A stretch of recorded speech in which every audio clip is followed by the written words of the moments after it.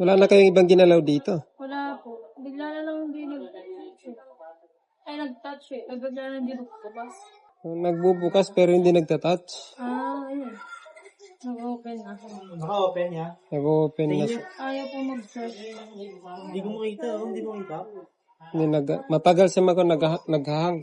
Ah, Na-try nyo na ba itong i-force restart? ayaw po mag-touch eh. Kaya hindi ko mapatay. Hindi, ipo-force restart mo lang. Pipindutin mo lang to ng simultaneously itong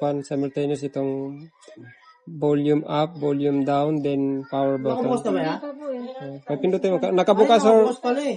Hindi lang natatouch nyo, sir. nakabukas or hindi nakabukas.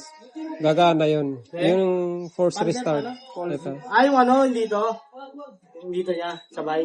Hindi, walang sabay dito. Simultaneously, ibig sabihin sunod-sunod. Sunod na pindot lang. Ito, kunwari volume up, kunwari ganyan. Volume up, volume down, then power button. Hintayin nyo hanggat mag-con siya, mag-power off. Kumbaga baka napindot lang din sa kanina sa gano'n na yan. Kaya naman. Naghang lang ito.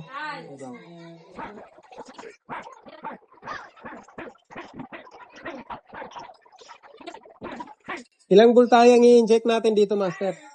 Ilang voltaya i-inject natin dito? 0.9 lang o kaya 1 volt. Ayan, nagtatouch na. Oh. So, nag-freeze lang yung software niya. Ay, gano'n.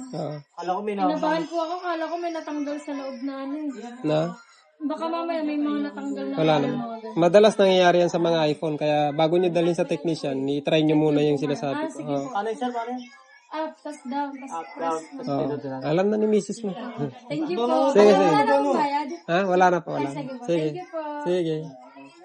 Hmm,